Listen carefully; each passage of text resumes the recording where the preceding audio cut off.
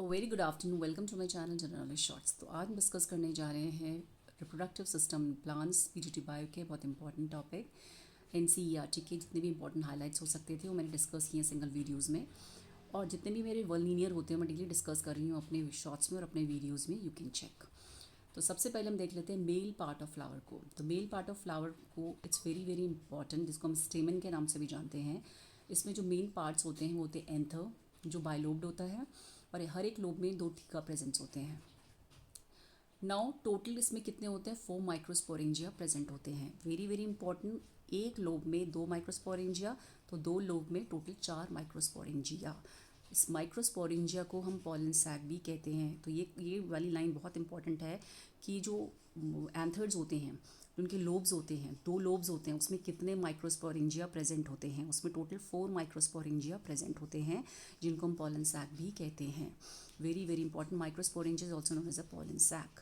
Now अगर हम layer देखें माइक्रोस्पोरेंजिया की आउटसाइड टू इनसाइड, तो कैसी होती है वो हम देख लेते हैं। पॉलन सैक की लेयर, तो outermost epidermis, very very important, endothecium helps in anther डिहाइसिस।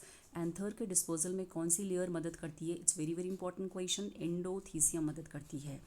Middle layer फिर आती है टेपीटियम। कौन सी लेयर है? टेपीटियम। टेपीटियम जो होती है वो इनर मोस्ट लेयर होती है, तो tapetum is a innermost layer. Tapetum क्या होती है? इनर मोस्ट लेयर होती है, और ये कि न्यूट्रिटिव लेयर भी होती है, न्यूट्रिशन प्रोवाइड करती है ये।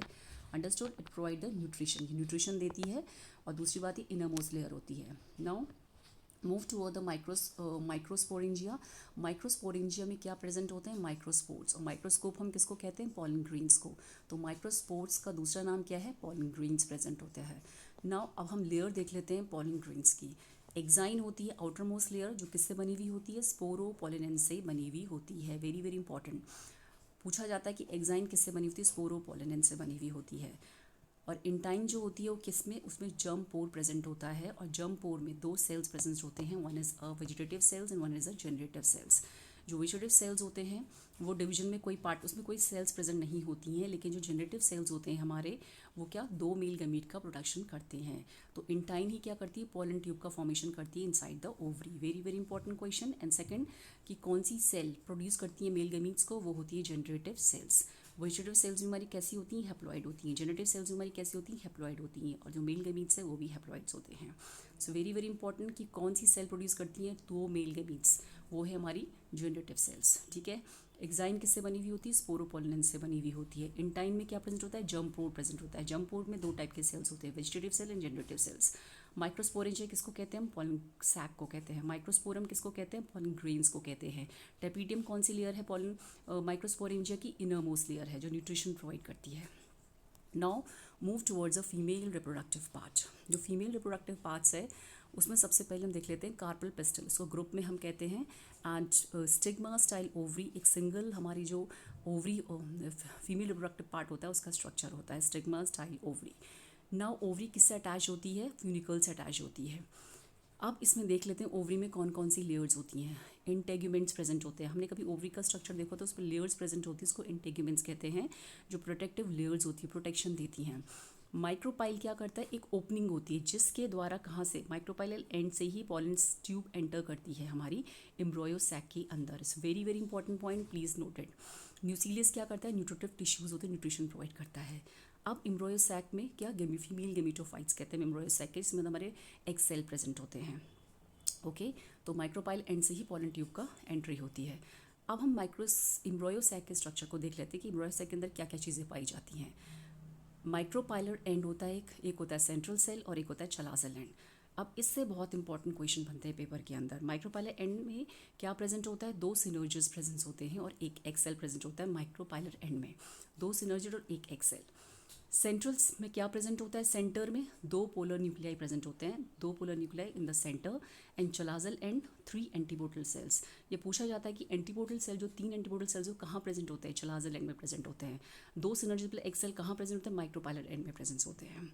अब हम उस माइक्रोस्पोरेंजिया किसको बोलते हैं? पॉलन सैक को।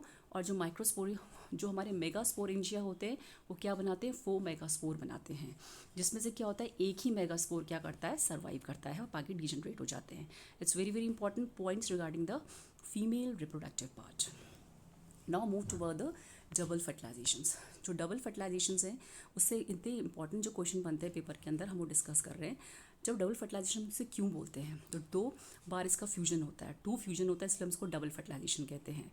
एक होता है सिनगैमी, जिस syngamy, what is syngamy, syngamy में क्या होता है, जो मेल गैमीट होता है वो एक एग सेल के साथ फ्यूज़ करता है, वो भी हैप्लॉइड होता है, एग सेल भी हैप्लॉइड होता है, वो क्या बनाता है, जाइगोट बनाता है, और वही जाइगोट आगे जाके क्या बनाएगा, एम्ब्रॉयो को फॉर्मेशन करेगा। तो जाइगोट हमारा कैसा होता है, 2n होता है, डिप्लॉइड होता है। और एक होता है ट्रिपल फ्यूजन, तो 2 फर्टिलाइजेशन हो इसीलिए इसको डबल फर्टिलाइजेशन कहते हैं। ट्रिपल फ्यूजन में एक होता है सेकंड मेल गैमीट, जो सेकंड मेल गैमीट प्रेजेंट होता है, 2 मेल गैमीट एंटर करते हैं हमारे किससे, पोलन ट्यूब से, तो जो सेकंड वाला मेल गैमीट होता है वो बीच में जो सेंटर में प्रेजेंट होते हैं 2 पोलर न्यूक्लियाई, उनके साथ फ्यूज़ करता है। तो 2 पोलर न्यूक्लियाई का n, so second male gamete haploid और जो 2 पोलर न्यूक्लियाई भी हैप्लॉइड है, तो क्या फॉर्म करते हो, प्राइमरी इंडोस्पर्म का फॉर्मेशन करते हैं, जो क्या होता है 3n होता है। 3 न्यूक्लियाई का फ्यूजन हुआ यहाँ पे, इसलिए वो 3n, तो इसीलिए इसको को बोलते हैं triple fusion, because the reason 3 nuclei are been fused, that's why they are called a triple fusion. Now zygote आगे जाके क्या बनाता है, एम्ब्रॉयो का फॉर्मेशन करता है, और वही और इंडोस्पर्म क्या करता है, न्यूट्रिशन प्रोवाइड करता है ग्रोइंग एम्ब्रॉयो को। Very very important point. Now seed code किससे बनते हैं, इंटेग्यूमेंट्स, तो सीड कोड बनाया जाता है फ्रॉम इंटेग्यूमेंट्स, और एम्ब्रॉयो किस चीज़ का फॉर्मेशन करता है, रेडिकल प्लस प्लूम्यूलो, यही एम्ब्रॉयो आगे जाके क्या बनाता है, रूट और शूट का फॉर्मेशन करता है। तो this is a very very important point कि क्यों हम इसको डबल फर्टिलाइजेशन कहते हैं, ट्रिपल फ्यूजन क्यों कहते हैं, क्योंकि सेकेंड जो मेल गैमीट है वो 2 पोलर न्यूक्लिया जो सेंटर में प्रेजेंट है उनके साथ फ्यूज़ करता है, तो 3 न्यूक्लिया का फ्यूजन होता है, इसलिए इसको ट्रिपल फ्यूजन कहते हैं।